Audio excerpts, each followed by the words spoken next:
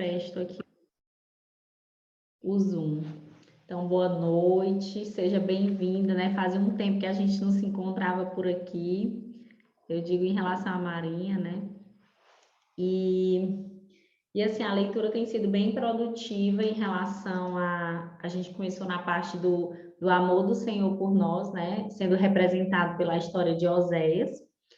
E assim, desde ontem a gente está nessa busca, né, de entender um pouco mais sobre essa representação. Então, a gente vai aqui continuar agora. Oi, Cris. Aí tá gelo, né, amiga? Se aqui tá um gelo, eu imagino aí. Meu Deus.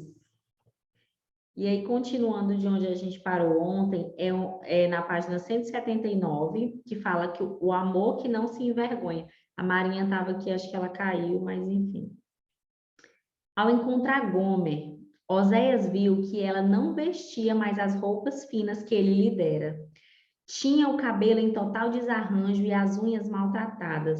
A mulher se encontrava na plataforma de escravos do mercado. Seu vestido caía em farrapos, tinha o cabelo despenteado. A pele manchada, os joelhos nus tremiam e as lágrimas escorriam pelo rosto sujo. A mulher dele estava sendo leiloada como se não tivesse valor algum. Os homens riam e conversavam obscenidades sobre ela. Oséias não fez isso, procurava algo na bolsa. Não se importava de gastar tudo o que tinha para comprá-la. A maioria dos homens teria virado a cabeça enojado, mas não Oséias. Estava desavergonhadamente apaixonado por ela. Nossa, é muita humilhação por um lado, né? E mesmo assim é tanto amor que humanamente falando a gente não consegue entender. Na realidade, eu praticamente estou. Eu acho que eu entendo bem Oséias, viu, Dai? É, você Eu entende? entendo, eu entendo. Mas ontem é que eu não Ok. conseguia comentar. Mas você falou uma coisa muito interessante e que hoje eu refleti muito. Que é Gomer o nome dela, né? É, Gomer. Eu pronuncio Gomer porque é o acento no O. É. E ela, tipo assim, ele dava tudo para ela, mas ela não conseguia se encaixar naquilo, sabe? E isso acontece com assim, uma grande parte das pessoas, entendeu? Essa identidade foi roubada de tal maneira que a pessoa não consegue viver um novo, né? E E você vê o aí, luto dele, a luta de Oséias para tentar, e ela não vê, né? E eu acho legal quando ele compara que é a mesma coisa de Deus tentando com a gente, né? Que a gente é Gomer, né? E Deus está lá, né? Sempre, porque a gente está caindo sempre, né? persistindo, né, com a gente, com muito amor, né? E eu me identifico muito todas as vezes que ele contextualiza e ele define que desavergonhadamente estava apaixonado por ela. Então, ele descreveu ontem sobre o que era essa paixão. E hoje, assim, esse amor irrestrito, né? Essa entrega total. E aí, hoje, ele vem falar para a gente essa coisa da vergonha, porque pouca gente sabe, mas o sentimento de vergonha, eu, por exemplo, achava que eu nunca tinha tido vergonha na vida. Depois que eu ouvi falar sobre o sentimento de vergonha, que até a Brené Brown, que é uma pesquisadora, né? Tem documentário sobre ela e tudo. E ela fala muito sobre a vergonha. E aí foi que eu comecei a entender um pouco mais sobre a vergonha e entendi o quanto, sim, eu passei muita vergonha. Eu tive vergonha de várias coisas e eu só fui entender depois de muito processo. Então, assim, quando você acabou de falar aí no seu comentário dizer que a Gomer não conseguia se adequar a tudo que era oferecido para ela. Assim como a gente também hoje, Deus tem N promessas e a gente muitas vezes não consegue nem enxergar, quanto mais se adequar dentro do que ele dá. Mas é aí que entra a questão assim do olhar e do desafio que é da pessoa perceber e se permitir viver o novo. Porque o convite que está aqui sendo feito o tempo todo é deixar esse passado para trás e olhar para frente, né? teve uma parte aqui, que eu não sei se foi uma que eu li agora, mas já vai vir sobre isso. Então, assim, se permitir. E quando fala se permitir, vai depender de quem? Se tem alguém que já está financiando tudo para ela, e se ela que não está conseguindo, é ela que tem que se permitir viver esse novo. O que ela precisa fazer para isso? Quais são as ferramentas? Se ela não tem, o que ela precisa fazer?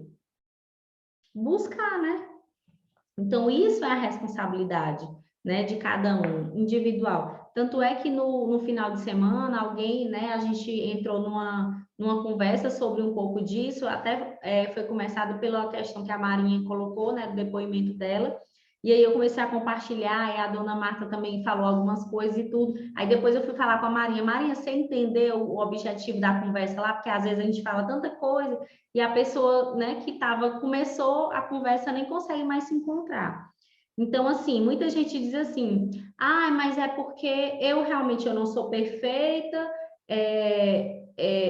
enfim, a pessoa, o olhar que eu quero dizer muitas vezes a pessoa tem todos esses recursos, acha que só não é perfeita, porque todo mundo tem defeito, e ela não consegue entender e buscar o algo a mais, que é o que Deus quer e tem para nós, mas ela não consegue, ela se vê dentro daquela limitação e ela aceita, e se acomoda, e ainda veste uma capa de religiosidade por cima, de dizer assim, e as pessoas acham assim, não, só oração vai resolver.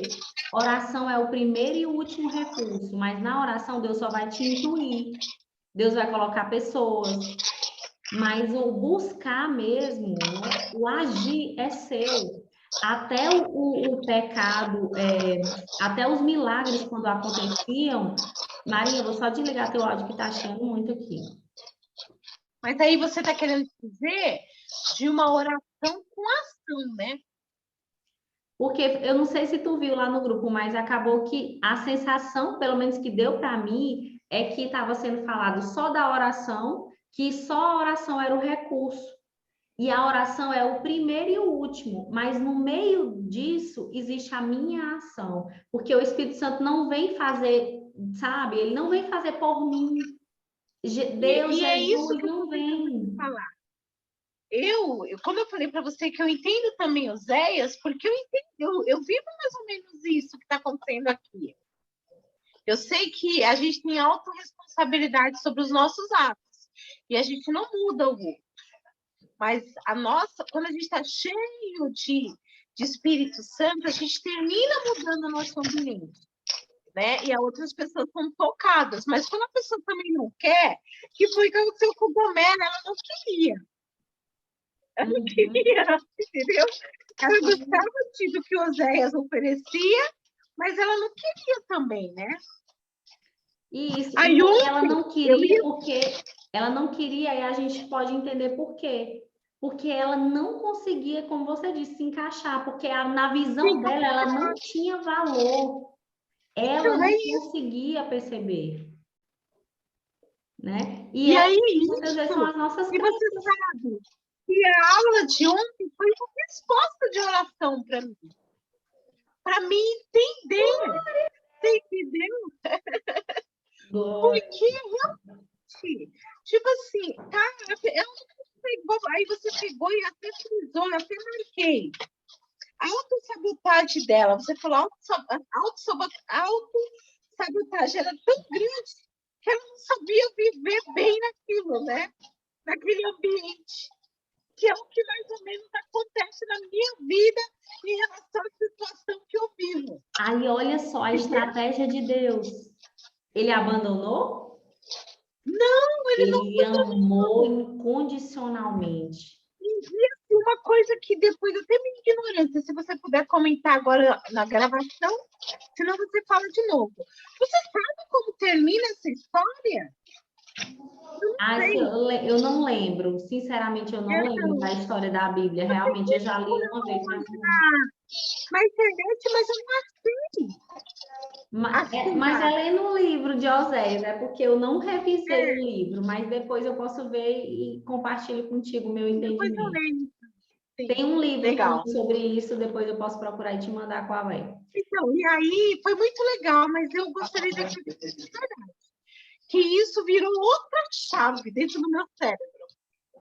uma chave muito grande. Ai, pois, por favor, faz aí um depoimento e manda para as pessoas no grupo, porque as pessoas, ó, tem 47 mulheres no grupo, mas só poucas acompanham realmente. Então, assim, quanta riqueza as pessoas estão perdendo, porque elas não têm noção do que É tem, porque, elas não se Dai, é aquilo que permitem. assim, elas não se permitem. E o que acontece com o Gomer, ela não se permitia. Já estava disponível, mas ela não queria, ela não entendia, ela estava bloqueada. É como se tivesse assim um muro na frente dela e aquele muro invisível estava distanciando ela de tudo que ela, no fundo, ela sempre desejou. Porque todos nós fomos criados com desejo de realização. Deus não nos criou para coisinha. Deus nos criou para grandes coisas, né? Mas a questão é que eu ou você conseguimos fazer isso desde que a gente acredite, porque o primeiro passo é dar o passo de fé. Mesmo que a Sim. gente não veja ainda exatamente o que vai acontecer, mas agir é confiar, né? É igual a confiar. Enfim, Ela é muito legal.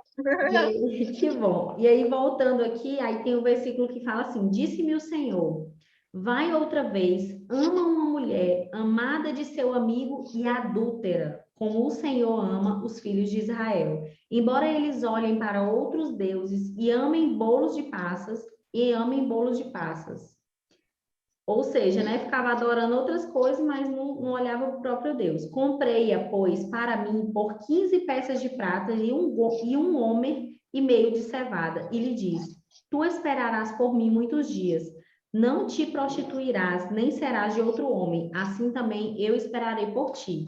Ou seja, Deus continuou esperando, né? Como ele continua esperando por cada um de nós até hoje.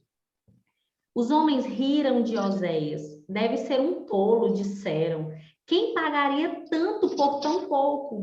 Ele a amava e antes de deixá-la voltar ao que era, antes de vê-la novamente acorrentada ao seu passado, antes que fosse outra vez vendida à escravidão para submeter-se aos caprichos de cada estranho que passasse pela cidade, ele a resgataria. É isso que Deus faz por nós. Somos aqueles que atraiçoaram a sua confiança e abusaram da sua misericórdia. E estamos palmilhando as mesmas ruas traiçoeiras das quais ele nos chamou. É isso que ele faz quando criamos nosso próprio inferno e nos queimamos nas chamas de nossos erros insensatos. Faz o que os outros não fariam, ainda se interessa por nós. Irá à nossa procura, e apesar do embaraço, da vergonha e do trauma, ele nos ama. Meu Deus, meu Senhor, nos faz acessar, Senhor, a grandiosidade do teu amor por nós. Ó, Senhor, Deus pode ver a sujeira que escondemos debaixo do tapete. Alguém está falando? Maria, desliga o teu áudio, por favor, porque eu não estou conseguindo desligar. Tá um pouquinho de som de fundo. Não sei se ela está ouvindo. Acho que caiu. Deus pode ver a sujeira que escondemos debaixo do tapete, viu os erros tolos do nosso passado. Qualquer outro teria dito que não valemos a pena, mas ele esvaziou os bolsos e disse: prefiro falência a deixar que volte, né? Volte para essa vida. Como pôde fazer isso? Você pergunta. Não sei explicar. Só sei que a sua palavra descreve esse sentimento como paixão. Ele é o supremo amante. Amou-nos tanto que deu o supremo dom aos supremos pecadores. Esvaziou os bolsos. Ama você, apesar do seu passado. Uma coisa que desejo enfatizar é que o passado de Gomer não é o ponto principal da história. Olha só, Deus nos faz olhar o tempo todo para frente. Olha isso. Não só pelos nossos olhos, né? Porque não são nas nossas costas, são na nossa frente. Olha que riqueza. Damos demasiada atenção aos pontos negativos em nossa vida e não às influências positivas que nos sustentaram em meio às dificuldades que tivemos de enfrentar. O verdadeiro prêmio deve ir para Oséias, cujo amor roubou o espetáculo. Ele amou a esposa até tirá-la do seu passado. Esse é o tipo de amor que só Deus pode dar. Se ficasse a cargo somente do homem, ele desistiria. é um peso e responsabilidade excessivos para pedirmos que alguém além de Deus carregue. Só Deus tem a paixão necessária para amá-la, tirando-a do seu passado e apresentando-a curada aos outros. Só Ele pode remi-la do seu passado e recapturar o seu futuro. Muitas mulheres são atormentadas pelos problemas que as perseguem. Essas cicatrizes machucam o coração. É preciso, porém, compreender, mediante esse sermão ilustrado, o que Deus declarou por intermédio de Oséias. O amor dele supera os erros do nosso passado. Ele é um Deus que crê nos menos prováveis e investe nos que vacilam.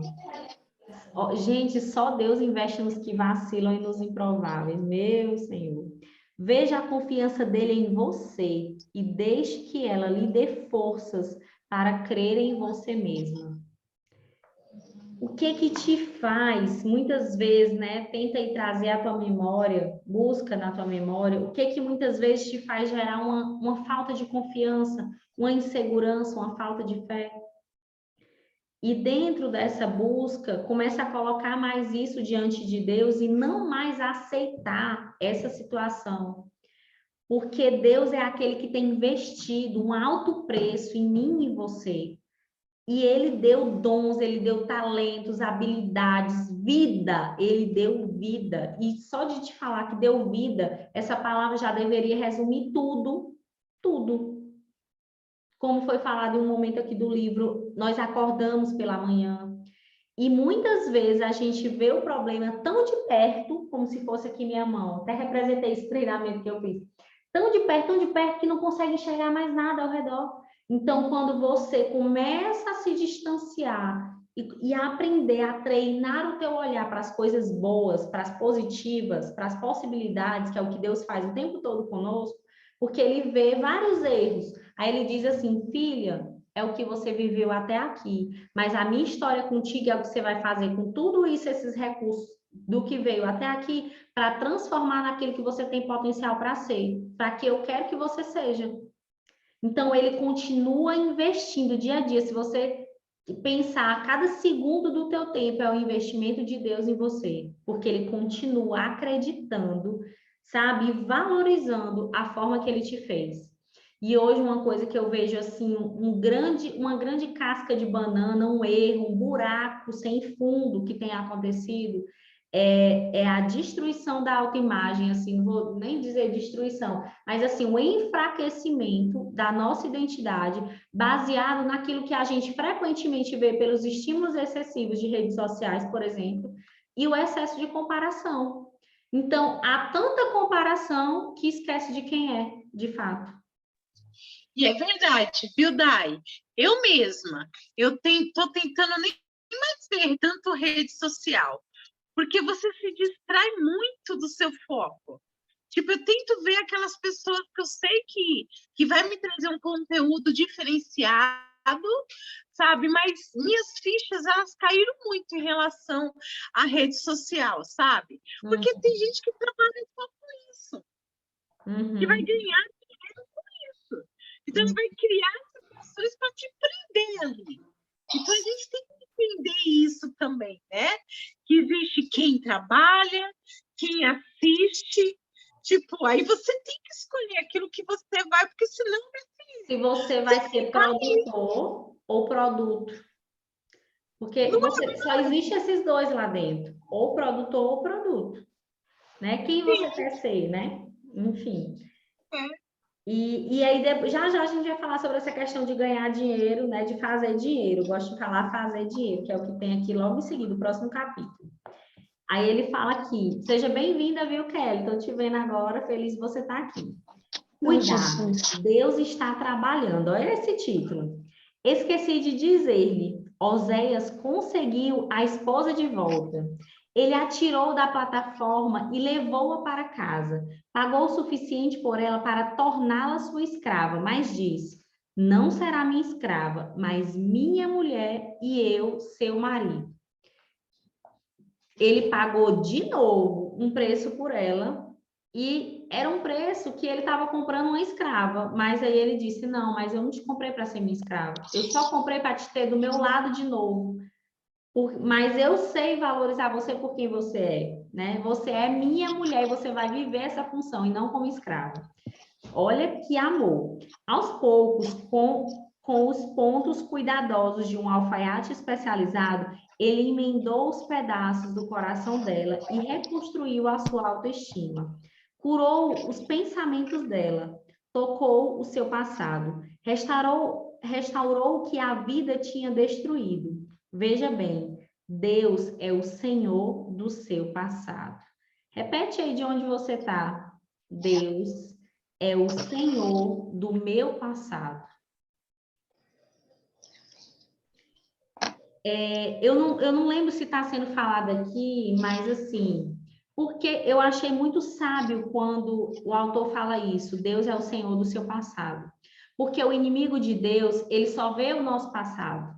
E aí, para destruir o nosso futuro, do potencial que nós temos, ele no presente, ele fica lançando setas sobre o nosso passado, para que a gente não viva esse futuro, do futuro que Deus tem para nós. Para que a gente não acredite. Por quê? Porque toda hora esse passado vai vir à tona aqui dentro e a mente vai começar a se tornar um cárcere, uma prisão que tem uma chave que só é do lado interno que abre, não abre do lado de fora. Porque o único que tem contato conosco para nos dar essa chave é Deus. E eu decido pegar a chave e, Daiane, Deus fala isso para mim como? Intuição. Quando o Espírito, né, quando a gente crê, o Espírito é ativado, é a hora que ele diz assim, filha, eu tô contigo, ele nos pega pela mão e nos coloca essa chave lá. Ele nos estimula, influencia, mas ele não faz por nós. Ele nunca vai fazer por nós, porque aí ele estaria roubando o livre-arbítrio, e ele é justo, ele é fiel. Ele não desfaz o que ele já fez. Então, como ele nos deu o livre-arbítrio, ele só estimula e deixa claro, filha, eu tenho esse caminho para você. E aí, quem acredita, segue. Quem não acredita e acredita mais no passado e nas mentiras, não faz. E paralisa. E fica lá, naquele mesmo lugar, por tempos e tempos e tempos.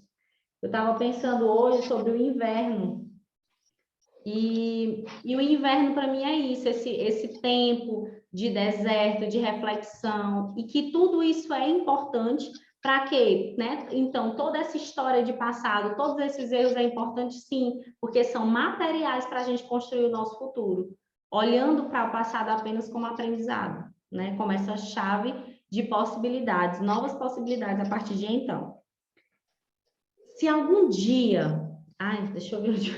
Sim. Se algum dia tiver necessidade de que Deus a costure, remende ou restaure do trauma, abuso, divórcio ou qualquer outro problema autodestrutivo, dê tempo para a reconstrução. Dê tempo, se permita viver esse processo de reconstrução. Deus quer fazer junto com você. Daiane, eu vou falar das minhas crenças aqui, tá? Eu acredito na jornada de autoconhecimento e transformação. E eu acredito nessa jornada quando Deus é incluso. Porque ele faz por meio de pessoas. As pessoas que ele nos permite acessar são justamente para nos ajudar, para estar junto nessa jornada de transformação. Quem faz? É o treinador? É quem estava contigo? Não. Quem faz é Deus. E aí eu abro um parêntese para dizer mais uma crença minha. Procure treinadores com valores semelhantes aos seus, que acreditem no que você acredita, porque senão você pode cair mais uma casca de banana, porque aí você vai receber metodologias e ferramentas que não são aquilo que é para você, aquilo que faz sentido, aquilo que você acredita. Então, assim, procura gente que tem os mesmos valores que você, porque, por exemplo, eu como cristã, eu não quero ninguém me influenciando que não seja do mesmo meio, porque eu gosto de viver aquilo que eu acredito, né? Não me fecho totalmente a ouvir outras coisas, mas eu olho, né, e mergulho dentro de mim, dentro dos meus valores, e só me permito aquilo que eu sei que faz sentido para mim no momento. Então, enfim, é isso. talvez fosse melhor pendurar um aviso advertindo os pretendentes. Os pretendentes aqui, ó, cuidado, Deus está trabalhando.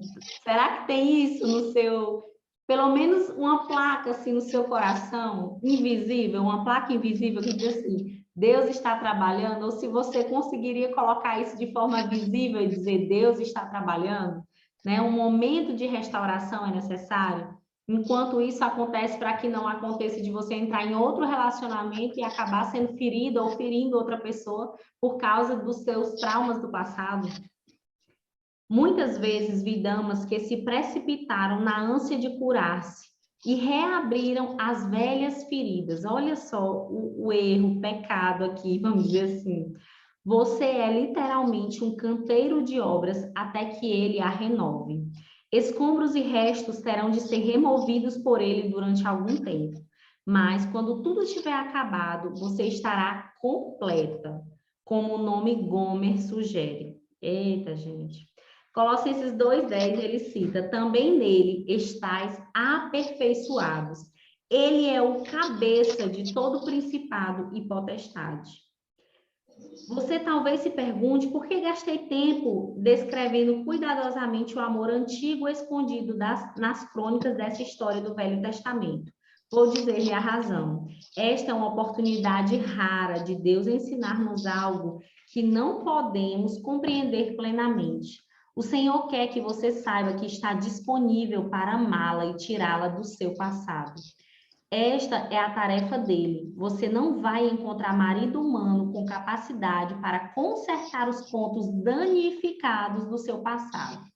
E aqui eu vou abrir um parênteses. Se você não conheceu o início da leitura, quando o autor está falando da dama, da relação com ela mesma, que ele fala da infância, que ele fala vamos dizer assim, de onde os traumas entraram na vida dela, vai lá, volta para o início da leitura, volta para o início dos vídeos, não perde essa parte, porque quando ele fala sobre o passado aqui, e ele fala sobre atrair esse marido, né? Você não vai encontrar marido humano com capacidade para consertar os pontos danificados do seu passado. O marido que você atraiu para a sua vida, o relacionamento que você vive, é o relacionamento que Deus deu a oportunidade de você olhar para os pontos traumáticos e danificados do teu passado, para que você seja restaurada a partir do momento que você acessou esses pontos devido a viver problemas nesse relacionamento. Porque quando você passa a olhar mais para você e menos, né, para o outro com um olhar de julgamento, de que o erro foi do outro, você vai começar a olhar para você e entender assim, qual foi o meu 50% nisso? Qual foi a minha parte nisso, né? O que eu vivi para atrair essa pessoa?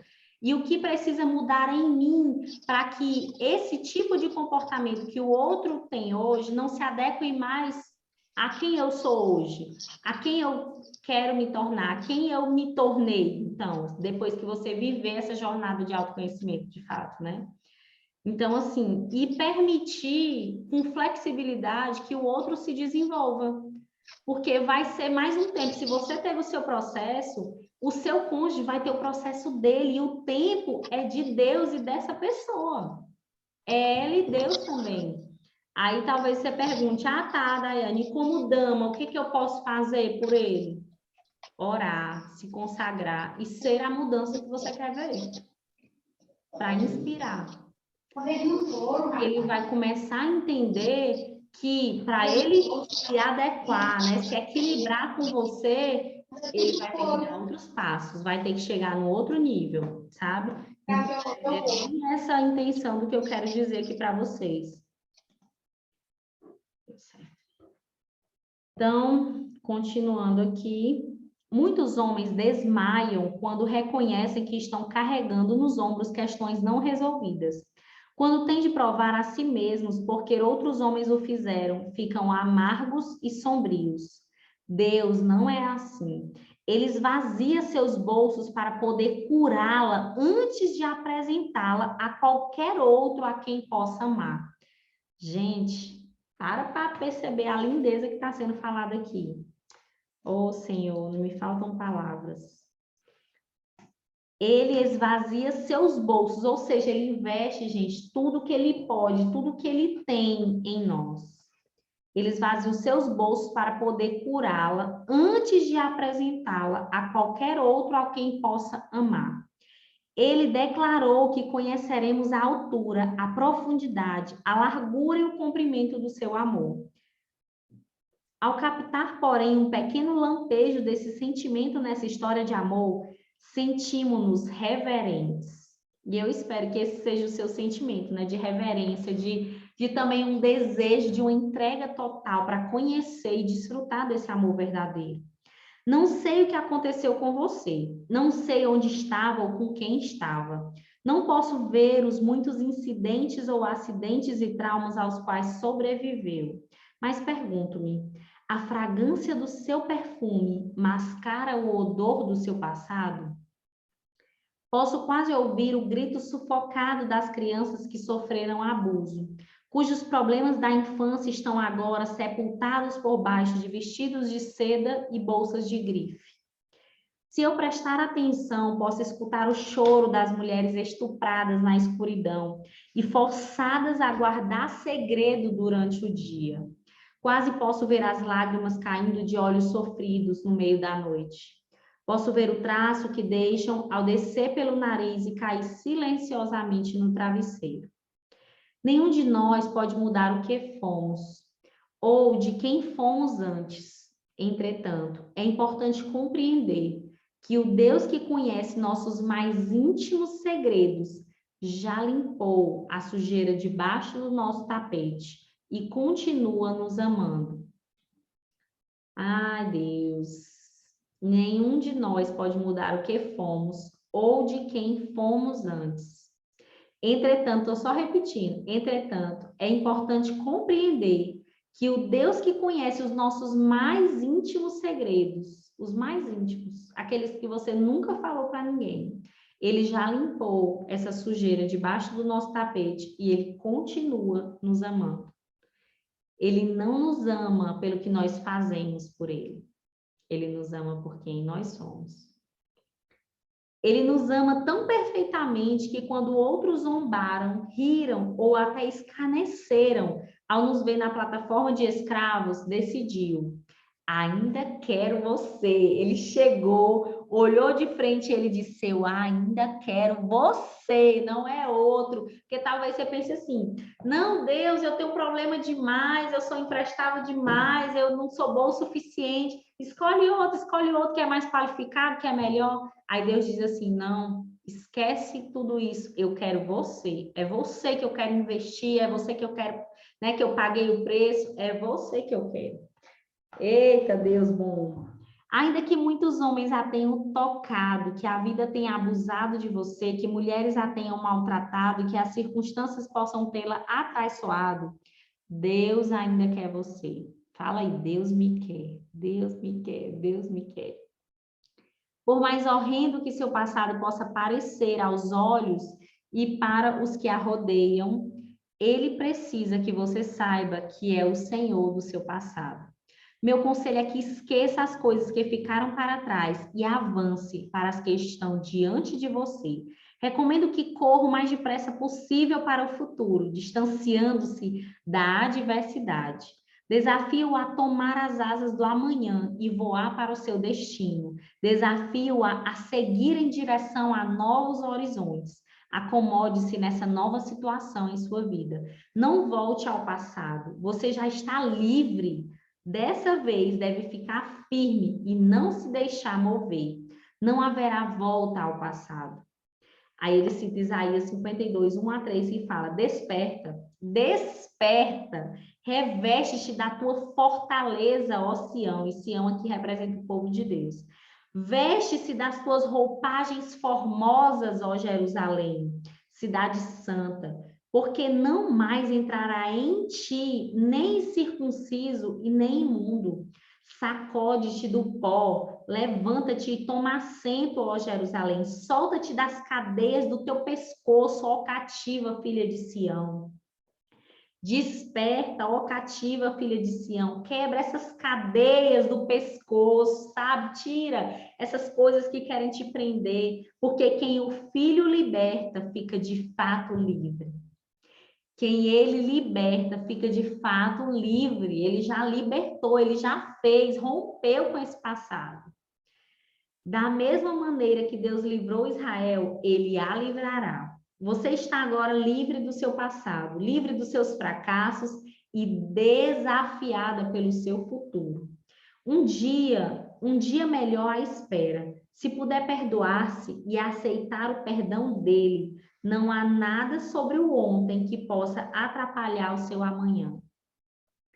Qual é a questão no teu passado, como eu perguntei ontem para vocês, que ainda vem quando vem na sua mente, você tem vergonha, e aquilo ainda te impede de avançar mais, ainda te impede de dar passos para o futuro, porque você fica, ai, não, mas aconteceu isso no passado. Anota aí no seu caderno o que é. E aí, eu vou dar 30 segundos aqui para vocês, para você ter esses 30 segundos com Deus e pedir perdão para Ele. Por isso que você fez. Porque uma vez que você pede perdão e você confessa seus pecados, ele é fiel e justo para te perdoar. E aí esse passado, toda vez que ele vier, vocês vão dizer assim, ei, eu já pedi perdão para Deus. Inimigo, sai daqui, isso não funciona mais. Eu já fui perdoado, eu estou liberto. E você vai pregar o evangelho para ele. Para os pensamentos indevidos do teu passado que querem ainda te paralisar hoje. 30 segundos. Vou contar aqui no meu relógio. Respira fundo. Não perde a oportunidade de fazer isso agora. Eu também vou fazer o meu, tá?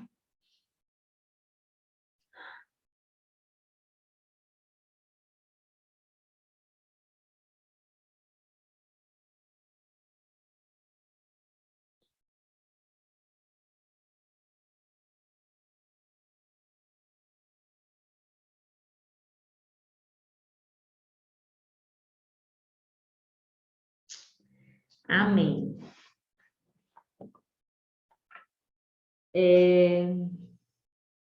Avance. Deus tem uma bênção para você. Avance além das lembranças, do sofrimento e do passado. O futuro está à sua frente. O melhor da vida a aguarda. Você pode tê-lo. Tome a vida em suas mãos e carregue-a em seus braços. Avance e tenha uma segunda oportunidade. Ela é sua hoje por causa do amor dele, que não se envergonhava. E aí eu vou começar agora o outro capítulo, que é servindo ao Senhor e ganhando dinheiro. E mais do que ganhar, eu vou dizer para você, é fazer, tá? Troca esse ganhar por fazer, porque ganhar, a sensação que tem, por um lado, realmente é Deus que te proporciona, né? Mas é a atuação que gera isso como consequência. Então, para que muitas vezes você não pense que esse ganhar vem de uma outra pessoa, porque na verdade vem de Deus e da sua ação. É essa combinação de você crer e executar. Servindo ao Senhor e ganhando dinheiro. Mateus 6, 24 fala: ninguém pode servir a dois senhores, porque ou há de aborrecer-se de um e amar o outro, ou se devotará a um e desprezará o outro. Não podeis servir a Deus e às riquezas. Deus não se importa que você ganhe dinheiro. O que não quer é que você sirva ao dinheiro, ou seja, você não deve render louvores ao dinheiro, como se achasse que ser rico é a resposta para os problemas da vida. Então, quem tem preocupação aí por causa de dinheiro, esquece. Na verdade, esse afundo não é o teu problema. Certamente não é. A riqueza não substitui o amor, a família, nem a espiritualidade. O que Deus odeia é a ideia insensata de que adquirir coisas traz satisfação. Isso é mentira. Não traz felicidade. E aí, falando dessa mentira que não traz felicidade, é o que hoje muitas pessoas querem pregar, né? Você vê propaganda de shopping. Em Teresina tem um shopping que diz assim, a sua felicidade está aqui, uma coisa assim, o Shopping Rio Puti, lá fala assim, que venha ser feliz aqui, umas coisas desse tipo, a Coca-Cola também, porque querem associar a felicidade com aquele produto. Isso é uma estratégia de venda, de marketing, isso é fruto da Revolução Industrial. Mas você não é um produto disso. Você pode se deixar ser se você quiser, mas Deus não te fez para ser produto disso. Deus te fez para adorar e louvar a Ele. Quando você sai desse caminho, aí muita coisa começa a ser disfuncional e desvirtuada. No entanto, devemos admitir que a estabilidade financeira é proveitosa se estivermos bem firmes em outras áreas. O dinheiro é como a maquiagem, não faz a mulher, mas ela certamente parece melhor quando se utiliza dela. Apesar de toda a timidez moderna sobre o cristão e o dinheiro, a Bíblia está recheada de textos que ensinam a respeito do equilíbrio da economia. Devemos ser, porém, cuidadosos em adquirir bens sem adorá-los. Deus é ciumento, olha só. Ele vai arruinar sua carreira se ela começar a tomar o lugar dele em sua vida. Ai da mulher que se ocupa demais ganhando dinheiro e deixar de adorar a Deus. Ele quer ter prioridade em sua mente, em sua vida. Uma vez que isso ocorra, ele prometeu muitas bênçãos para aquela que se sacrificar e contribuir para o reino. Não se trata apenas das bênçãos do céu. A promessa é de abençoá-la agora. Não é só no futuro, na vida que está por vir, não. Quando Jesus voltar, a gente se encontrar com ele. Não é só no céu que ele está prometendo tudo isso, mas é também para cá, para ainda essa terra. Você deve certificar-se de incluir Deus em seu planejamento financeiro, planejamento dos seus haveres e em todas as outras áreas de negócio. Ele é a fonte e o seu trabalho é apenas o meio pelo qual você recebe a bênção dele. O Senhor irá multiplicar as suas bênçãos se souber que você não adora o que ele lhe dá. Tomou Jesus, aí cita um versículo de Marcos 10, 29 a 30, que fala assim: tornou Jesus, em verdade vos digo, que ninguém há que tenha deixado casa, ou irmãos ou irmãs, ou mãe, ou pai, ou filhos, ou campos por amor de mim e por amor do evangelho, que não receba já no presente o cêntuplo de casas, irmãos e irmãs, mães, filhos e campos com perseguições e, no mundo por vir, a vida eterna. Quero, porém, adverti-la de que as bênçãos podem significar perseguição. Não deixe de compreender isso. Olha só como as coisas de Deus, elas não cabem na lógica humana. Às vezes a gente quer encaixotar Deus de uma maneira, mas o tempo todo ele nos diz e nos acorda assim: filha, o meu reino, as coisas do meu jeito, elas não cabem dentro do pensamento cartesiano de certo e errado, sabe? De uma coisinha, como é que limitado, não é limitado, sabe? Não faz sentido muitas vezes para nós. O evangelho é perder para ganhar. Então, olha o que ele fala aqui, que não deixa de compreender isso. Deus vai te mandar as bênçãos, mas quando ele mandar as bênçãos, muitas vezes a bênção é uma perseguição. Olha que louco. Vem uma perseguição e aí aquilo é para acelerar o teu processo de bênção. E muitas vezes eu e você reclamamos, murmuramos. Aí eu vou falar de mim, né? Quantas vezes veio um problema? Eu lembro aqui, eu me lembrei de quando eu estava me sentindo perseguida por uma chefe, e foi por causa desse sofrimento profundo que eu entrei, que eu quase entrei numa depressão na época, porque eu não sabia lidar com aquela situação como estava sendo colocada. E por causa dessa situação, eu me abri para conhecer o Evangelho e conhecer Jesus. Então, foi nessa situação que ele me ganhou. Então, olha que bênção que ele trouxe por meio de uma perseguição. E quantas vezes eu rejeitei perseguições, eu rejeitei momentos de deserto na minha vida, sem entender que a bênção de Deus pode significar perseguição. É o que está falando aqui. Olha como tudo na visão de Deus é diferente do ego, daquilo que vem motivado pela busca do prazer imediato do homem. É tudo invertido, é muito interessante isso. Vocês estão conseguindo captar, gente, a minha energia, o que eu estou sentindo, buscando falar isso nas minhas palavras aqui. Será que está dando assim, se o Espírito Santo está tocando vocês com didática sobre isso, tá, Cris? Beleza, que bom. Que ele inspirou aqui hoje, realmente ele está dominando aqui, que bom. Quero, porém, adverti-la que as bênçãos podem significar perseguição. Não deixe de compreender isso. Ninguém ataca uma mulher pobre. Olha só, ninguém ataca uma mulher pobre. Se está sendo atacada é porque tem propósito. Ela pode andar pelas ruas mais perigosas sem ser roubada. As bem-sucedidas é que são mais vulneráveis ao veneno e animosidade. No entanto, não fuja do dinheiro só porque Deus diz para não adorá-lo. E as pessoas não querem que você o tenha. Olha só, essa é uma advertência para muitos cristãos que vestem a religiosidade e querem dizer que querem fazer voto de pobreza. A Bíblia não tem isso, não tem esse voto de pobreza. Pelo contrário, olha o que o autor fala. No entanto, não fuja do dinheiro só porque Deus diz para não adorá-lo. E as pessoas não querem que você o tenha. Muita gente, né, não vai querer, fica com inveja e tudo mais, enfim. Mas Deus quer sim que você tenha, porque para você financiar as coisas do reino, você precisa ter dinheiro, enquanto estiver na terra, né? Se Deus escolher abençoá-la, aceite a perseguição, minha irmã, e fique com o dinheiro. Ele vai ser útil em sua vida, vai dar-lhe opções que a pobreza não pode dar. Vai capacitá-la a fazer coisas para o reino que os pobres só podem pedir em oração. E aí eles podem pedir, mas muitas vezes eles não sabem como construir ou não fazem por onde. Eclesiastes 10:19 fala assim: o festim faz-se para rir, o festim faz-se para rir.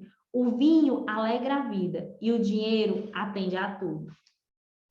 E aí ele cita aqui também, ele explica um pouco mais sobre isso, né? Que fala assim: alguém disse que o dinheiro é a resposta para tudo. Gente, eu grifei tanto isso aqui porque realmente tem pessoas que vivem olhando só para as coisas materiais. E o incentivo e a influência que o mundo tem hoje, porque tudo gira em torno dessa economia, é dizer isso aqui para nós. Eles querem fazer a gente acreditar que no centro de tudo está o dinheiro, ou o próprio ser humano e a própria vida humana. Mas não é isso que a palavra de Deus fala, né? Bem-vinda, dona do Carmo, viu? Estou lhe vendo aqui agora. Alguém disse que o dinheiro é a resposta para tudo. Ele a ajudará e lhe permitirá muitas coisas. O dinheiro pode ser uma bênção, mas não satisfaz todas as áreas. Tempere o seu impulso pelo dinheiro com a sua paixão pela presença de Deus e será finalmente uma mulher que tem tudo. A mulher excelente apresentada em Provérbios 31 é alguém que se esforça para obter tudo o que precisa. Ela maximiza os seus potenciais, ou seja, olha, eu quero que você pegue cada palavrinha que está dizendo aqui e você grife, você olha assim, faz o teu olho ir num zoom e voltar, e num zoom e voltar para fixar essas palavras. Essa mulher de excelência de Provérbios 31, ela maximiza os seus potenciais. Tá dizendo que escondeu? Não. Tá dizendo que sabe que tem e ficou parado? Não. É maximizar, ou seja, é colocar esses potenciais em movimento. Não é só saber que tem, mas é usar. Isso é ação. Mas não adora as suas ambições. Ela sabe o motivo que ela tem que usar os potenciais dela, mas ela não está fazendo só por ela mesma. Ela está fazendo para construir algo que não vai ser um benefício apenas para ela, mas também vai ser para o outro, é um serviço. É difícil chegar a esse equilíbrio, mas se fizer isso, pode ser uma dama que recebe a admiração do esposo, o favor do Senhor e a confiança em si mesmo. E isso aqui, gente, essas três coisas que são a base, né, do livro, isso aqui eu poderia definir como a realização pessoal. Hoje eu estava pensando num tema de pesquisa, né, que eu faço parte de um grupo de neurociências e educação, e eu ainda não defini uma temática de pesquisa, uma linha para eu seguir e encontrar um orientador, né? E essa daqui foi uma das palavras-chave que eu coloquei, que eu pedi para minha para a condutora do grupo foi realização pessoal. E agora o Senhor me lembrou aqui, porque isso aqui resume tudo para mim. É difícil chegar a esse equilíbrio, mas se fizer isso, pode ser uma dama que recebe a admiração do esposo. Quantas mulheres estão buscando a admiração de tantas outras pessoas que não são importantes para ela? E dentro de casa, ela não tem a admiração da pessoa que ela decidiu ser uma com ela, da pessoa que vai levar para o resto da vida, porque os teus filhos são para o resto da vida, só que eles não vão viver dentro da tua casa, eles vão construir uma outra família e eles vão viver para a família deles. Mas o teu marido, pelo menos era para ser, para a vida toda. E às vezes a admiração dessa pessoa que está do teu lado, às vezes não existe, não tem. Porque destrói tudo, constrói tanto fora e destrói dentro. A admiração do esposo, o favor do Senhor, ou seja, assim, Deus ser benevolente, começar a te entregar as bênçãos dele e dar muito mais. E a confiança em si mesma. Porque é essa confiança que vai fazer cada vez você realizar mais também. Então, é uma coisa conquistando a outra. Você coloca em movimento, né? Recebe um feedback, a devolutiva de estou indo bem, não estou indo bem, vou melhorar isso, aquilo, e você vai cada vez mais ao fazer, conquistando essa autoconfiança. Enfim, gente, eu vou parar por aqui porque eu empresto aqui o Zoom, né? A sala do Zoom, e aí eu vou ter que abrir para outra pessoa. Mas de antemão, gente, assim, hoje eu senti assim uma presença de Deus, assim, né, tremendo. Eu espero que mais pessoas aí depois possam também assistir. Foi muito bom. No início, antes de começar, eu tive algumas coisas, estava fazendo umas coisas aqui, tive que entregar, e por isso eu pedi para vocês um tempinho a mais aí para poder abrir a sala. Mas eu vi que na dependência de Deus, na dependência do Senhor, sabe? Quando a gente realmente se entrega para Ele e coloca propósito naquilo que a gente faz, mesmo não saindo tudo perfeito, como muitas vezes a gente quer, porque o que eu queria era ter começado às 19 horas e ter feito o que eu tinha que fazer antes, e não consegui terminar. Enfim, algumas coisas saíram aí do meu controle, mas olha como Deus é bom. E eu orei assim, eu só disse, Senhor, né, me usa, cumpre o propósito que o Senhor tem para esse grupo, para essas pessoas, assim, de forma muito simples. Então, eu tô contando essa experiência agora para dizer para vocês que vamos largar essa história da perfeição, porque a perfeição é uma grande mentira que querem implantar na nossa mente, e aí isso nos aprisiona, porque se eu tivesse entrado aqui 19 horas com vocês, eu acho que eu ia estar meio que arrancando o cabelo. Então, eu usei da minha flexibilidade, perdoando a mim mesma e comigo mesma, da minha gestão do tempo, e dizer assim, gente, eu preciso disso, desse tempo.